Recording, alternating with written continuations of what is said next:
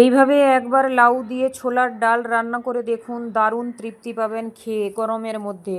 কিছুই না, একটা ছোট্ট সাইজের লাউ নিয়ে নিয়েছিলাম, বড় বড় টুকরো করে কেটে নিয়েছি। ছোলার ডালটাকে সুন্দর করে ধুয়ে পরিষ্কার করে কুকারের মধ্যে জল দিয়ে লবণ হলুদ দিয়ে এবার চুলাতে বসিয়ে দিয়ে 4-5টা সিটি লাগিয়ে নেব, যাতে পুরো ডালটা গলে না যায়, একটু একটু হালকা গোটা থাকে, তবে গিয়ে খেতে মজা আসে। এই যে দেখুন, লাউ আর ছোলা পুরোপুরি সিদ্ধ করে নিয়েছি। তারপরে তো তেলের মধ্যে একটুখানি হিং, গোটা জিরা, শুকনো লঙ্কা ফোড়নে দিয়ে, পেঁয়াজ কুচি দিয়ে, আদা রসুনের পেস্ট দিয়ে সুন্দর করে নাড়াচাড়া করে ভেজে টমেটো কুচি, হলুদ পাউডার, জিরা পাউডার, ধনিয়া পাউডার, লঙ্কা গুঁড়ো সম্পূর্ণ দিয়ে মশলাটা কষিয়ে নিচ্ছি।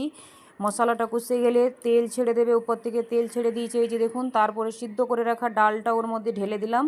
এরপরে সুন্দর করে নাড়াচাড়া করে উপর থেকে গরম মশলা আর কাটা ধনিয়া উপর থেকে দিয়ে দিলাম, ফ্লেভারটা যাতে দারুণ আসবে।